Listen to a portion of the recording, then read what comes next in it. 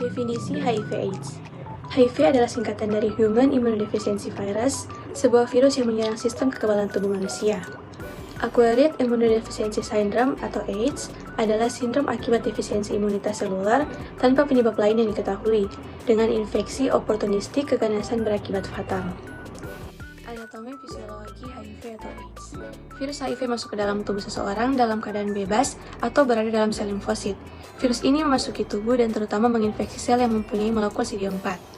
Sel-sel CD4 positif mencakup monosit, makrofag, dan limfosit T4 helper. Saat virus memasuki tubuh, benda asing ini segera dikenal oleh sel T helper atau T4.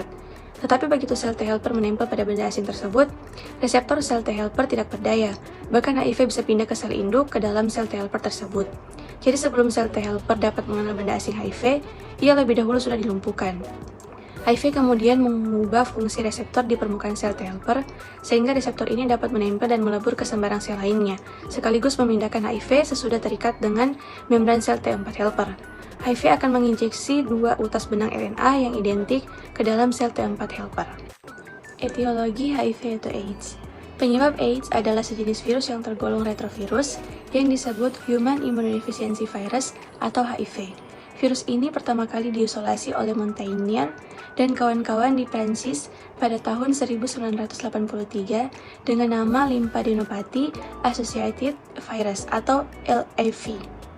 Sedangkan Gallo di Amerika Serikat pada tahun 1984 mengisolasi HIV 3, kemudian atas kesepakatan internasional pada tahun 1986, nama virus dirubah menjadi HIV. Fisika dan biokimia HIV/AIDS. Fisika dalam konteks HIV/AIDS adalah aspek-aspek fisik dari penyakit ini yang melibatkan cara virus berinteraksi dengan tubuh manusia. Biokimia. Penilaian status gizi dengan biokimia adalah pemeriksaan spesimen yang diuji secara laboratoris yang dilakukan pada berbagai macam jaringan tubuh. Tanda dan gejala HIV/AIDS. Tanda dan gejala secara klinis pada seseorang penderita AIDS adalah diidentifikasi sulit karena simptomasi yang ditujukan pada umumnya adalah bermula dari gejala-gejala umum yang lazim didapati pada berbagai penderita penyakit lain. Namun, secara umum, dapat kiranya dikemukakan sebagai berikut. Rasa lelah dan lesu, berat badan menurun secara drastis, demam yang sering dan berkeringat di waktu malam, mencret dan kurang nafsu makan, bercak-bercak putih di lidah dan di dalam mulut, pembengkakan leher dan lipatan paha, radang paru-paru, dan kanker kulit. Patofisiologi dan pathway HIV/AIDS. Patofisiologi HIV melibatkan serangkaian peristiwa yang terjadi setelah infeksi virus HIV. Berikut adalah penjelasan umum tentang patofisiologi HIV/AIDS. 1. Infeksi awal. 2. Replikasi virus. 3. Penurunan jumlah sel T helper. 4. Infeksi dan penyakit oportunistik. 5. Progresi ke AIDS. Untuk pathway bisa dilihat pada gambar. Farmakologi HIV/AIDS. Farmakologi HIV/AIDS melibatkan penggunaan obat antiretroviral (ARV). Obat-obat ini tidak dapat menyembuhkan infeksi HIV, tetapi mereka dapat mengendalikan virus dan mencegah perkembangan penyakit menjadi AIDS. Tetapi antiretroviral ART bekerja dengan cara menghambat replikasi virus HIV dalam tubuh. Pemeriksaan diagnostik HIV/AIDS. Pemeriksaan diagnostik untuk HIV/AIDS melibatkan beberapa jenis tes dan prosedur termasuk 1. Pemeriksaan serologis, 2. Tes antibody, 3. Tes specimen blood atau imun blood, 4. Tes PCR, 5. Tes CD4. Penata laksanaan dan terapi diet HIV/AIDS. 1. Kebutuhan kalori, 2. Protein, 3. Vitamin dan mineral, 4. Hidrasi. Infeksi HIV membuat sistem kekebalan tubuh melemah, sehingga menjadi lebih rentan terserang penyakit seperti infeksi oportunistik atau bahkan kanker. Penyakit yang bisa muncul komplikasi HIV/AIDS. Infeksi HIV membuat sistem penyakit seperti infeksi oportunistik atau bahkan kanker. Penyakit bisa muncul sebagai komplikasi HIV/AIDS antara lain 1. Tuberkulosis, 2. Toxoplasmosis, 3. Civetomegalovirus, 4. Candidiasis, 5. Iptosporidosis, 6. Meningitis, Cryptococcus. 7. Fisting syndrome. 8. HIFAN. 9. Gangguan neurologis. Peran dan fungsi perawat. Perawat memiliki peran yang sangat penting dalam penanganan dan perawatan pasien dengan HIV atau AIDS. Berikut adalah beberapa peran dan fungsi perawat dalam konteks HIV atau AIDS. Perawat memiliki peran yang sangat penting dalam penanganan dan perawatan pasien dengan HIV atau AIDS.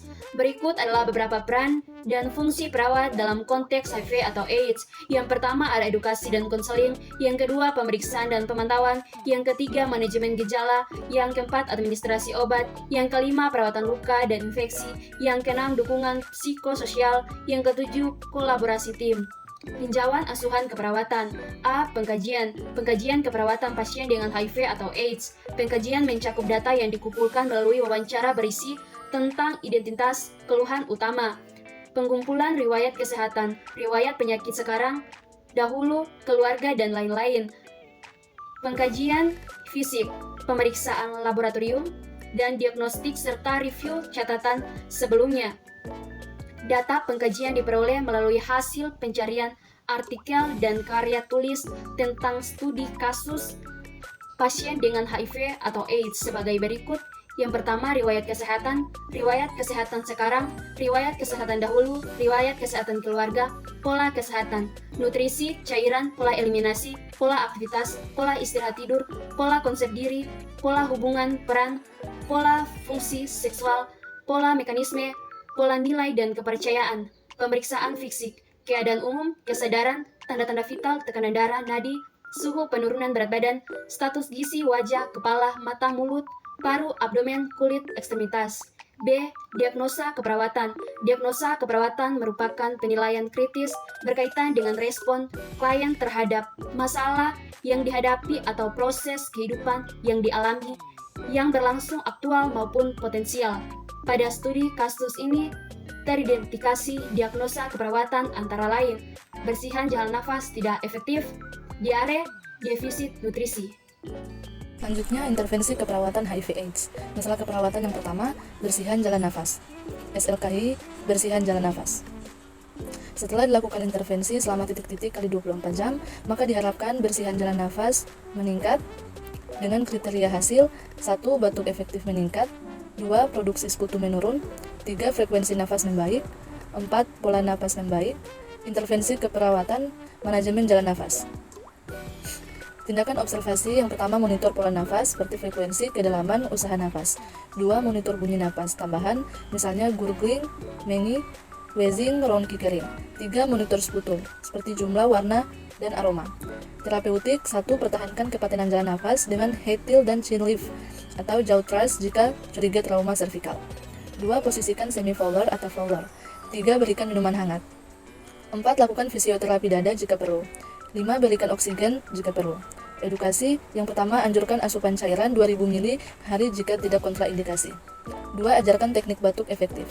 Kolaborasi. 1. Kolaborasi pemberian bronkodilator, ekspektoran, mukolitik jika perlu. Masalah keperawatan yang kedua, diare. SLKI, eliminasi fekal. Setelah dilakukan intervensi keperawatan selama titik-titik kali 24 jam, maka diharapkan eliminasi fekal membaik dengan kriteria hasil: 1. Konsistensi feses membaik, 2. Frekuensi BAB membaik, 3. Peristaltik usus membaik. Intervensi keperawatan manajemen diare. Tindakan observasi: 1. Identifikasi penyebab diare, 2. Monitor warna, volume, frekuensi, dan konsistensi tinja, 3. Monitor iritasi dan ulserasi kulit di daerah perianal, 4. Memonitor jumlah pengeluaran diare, 5. Monitor keamanan penyiapan makanan. Terapeutik. 1. Berikan asupan cairan oral, misalnya larutan garam gula, oralit, pedialti, renalti. 2. Pasang jalur intravena. 3. Berikan cairan intravena, misalnya ringer asetat, ringer laktat jika perlu. 4. Ambil sampel darah untuk pemeriksaan darah lengkap dan elektrolit. Ambil sampel feses untuk kultur jika perlu. Edukasi. Anjurkan makanan porsi kecil dan sering secara bertahap. 2. Anjurkan menghindari makanan pembentuk gas, pedas, dan mengandung laktosa. Kolaborasi. 1. Kolaborasi pemberian obat antimotilitas, misalnya loperamide, difenoksilat. 2. Kolaborasi pemberian obat antispasmodik atau spasmolitik, misalnya papaverin, beladona, mebeverin. 3. Kolaborasi pemberian obat pengeras feses, misalnya atapulgitas, mektit, kaolpektin. Masalah keperawatan yang ketiga, defisit nutrisi. SLKI status nutrisi. Setelah dilakukan intervensi keperawatan selama titik-titik 24 jam, maka diharapkan status nutrisi membaik dengan kriteria hasil 1. Indeks massa tubuh atau IMT membaik, 2. Sariawan menurun, 3. Berat badan membaik, 4. Frekuensi makan membaik, 5. Nafsu makan membaik, 6. Serum albumin meningkat. Intervensi keperawatan manajemen nutrisi. Tindakan observasi yang pertama, identifikasi status nutrisi, 2. Identifikasi alergi dan intoleransi makanan, 3. Identifikasi makanan yang disukai, 4. Identifikasi kebutuhan kalori dan jenis nutrien, 5. Identifikasi perlunya penggunaan selang nasogastrik, 6. Monitor asupan makanan, 7. Monitor berat badan, 8. Monitor hasil pemeriksaan lab. Terapeutik. 1. Lakukan oral hygiene sebelum makan jika perlu, 2. Fasilitas menentukan pedoman diet, misalnya piramida makanan, 3. Sajikan makanan secara menarik dan suhu yang sesuai, 4. Berikan makanan tinggi kalori dan tinggi protein, 5. Berikan suplemen makanan jika perlu. Edukasi, anjurkan posisi duduk jika mampu. 2. Ajarkan diet yang diprogramkan. Kolaborasi, yang pertama kolaborasi pemberian medikasi sebelum makan, misalnya pereda nyeri, antiemetik jika perlu. 2. Kolaborasi dengan ahli gizi untuk menentukan jumlah kalori dan jenis nutrien yang dibutuhkan jika perlu.